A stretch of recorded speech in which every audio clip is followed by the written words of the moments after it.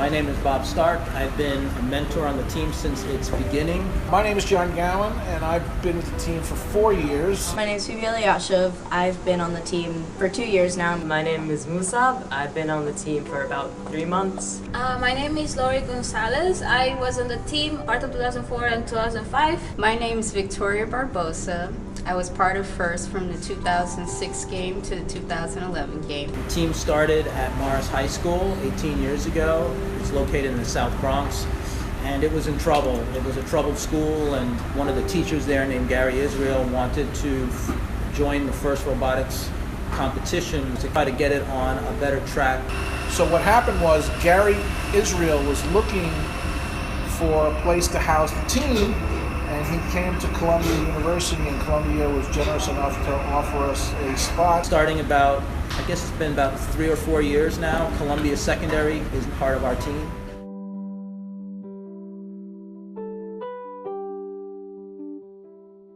Our team is called 2 Train Robotics because the kids from Morris take the 2 Train subway in New York to get here. It's a pretty long subway ride, and the students have had the dedication to come up to Columbia University every single day during the build period. I like being part of a team. The camaraderie, the sportsmanship, the feel of it, that you all in this together to accomplish this thing. That was the best part. When there's any task at hand, everybody's always willing to do work, and it's really great because you know that there are students that are willing to work hard and help the team succeed.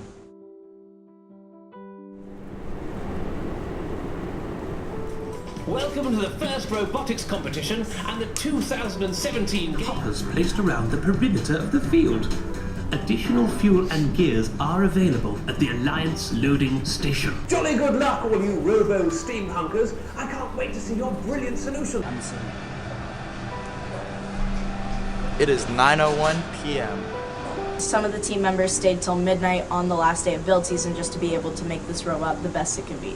It's not going to be a walk in the park, but if you stick to it, you're just going to be so happy that you kept going. And then D is for the intake roller. Hope this was an A, spins up the shooter, and X indexes the balls. It's not that we come because we're supposed to come and we signed up for an elective, but because we love what we're doing and we love engineering and science. I'm out of the way.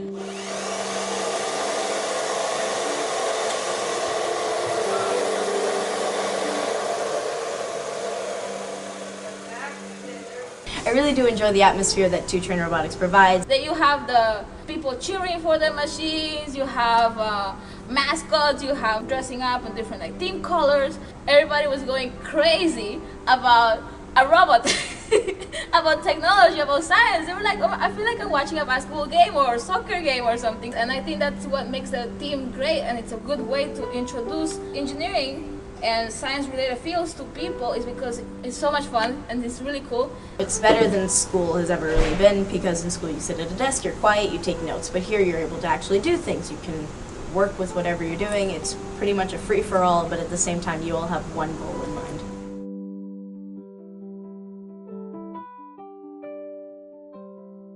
I think one of the big fundamental sort of great qualities that our team has is our diversity, and it's always been one of our strengths. 2 Train actually has a lot of diversity in several aspects. Here it's such a laid-back environment where diversity is encouraged and cherished. There are guys, there are girls on this team, there are people of all ethnicities. So you could just be whatever you want to be. You want to be a scientist, be a scientist. Who cares what you look like or who you are? It doesn't really matter. As long as you love what you're doing here, no one really cares.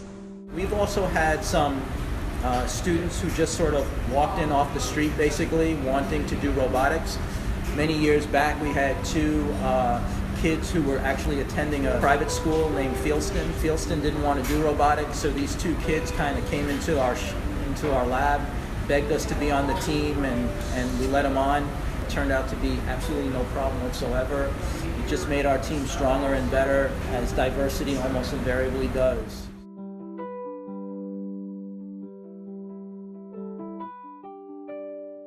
So, first is stands for inspiration and recognition of science and technology, and one of our missions as a team is to continue to spread that word. Last year we did a lot of community service where I know me and Carlos went out to Co-op City where we brought the robot to the Bronx to show a bunch of kids how to use a robot. There was also a Port Authority event where it was me, Carlos, Melanie, basically where we're introducing children to robotics and how it works and how the programming from the controller to the robot will make it move and all that, and then they play soccer. It's real fun. In addition to some of these events that we get invited to, we often have gone above and beyond that. We've visited hospitals. Specifically, we've been to Montefiore's Children's Hospital. We've taken with us our robot. At the time, we actually had a Sony Aibo, which was this little dog robot. We brought that to the hospital. The kids were absolutely in love with that dog. And we've done many events like that over the years. Since September, I have been working with an all-girls Chapin school team in First Lego League. And basically FLL, they have a black table with a board on it and several missions that their little block code Lego robot has to complete. And every Wednesday and Friday we go over these programs, we go over these codes, and they've been getting better and better. And it's become a little community of sorts as well. And because it's all girls, it's very good for women in STEM. From as young as 10 or 9, they're being introduced to this whole other world that isn't really offered to them.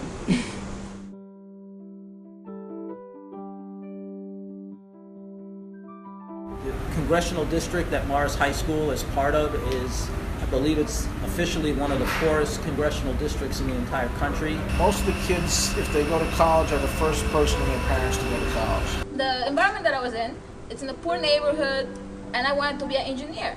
I didn't have as many opportunities academically, but I'm like, okay, let me do extracurriculars. So that's when I joined the team. Well, 2 Train meant a lot to me, actually.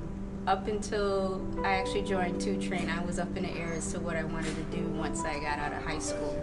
It was my love for tinkering with stuff and being part of a team that showed me so much in design work. I fell in love and was, from that moment on, I decided that is what I wanted to do. I wanted to be an engineer. Being part of the 2 Train robotics team basically was just getting involved into what engineering was. Nowadays, it's all about building your network and relationships. Like you have connections with students, you have connections with professors, you have connections with other professionals.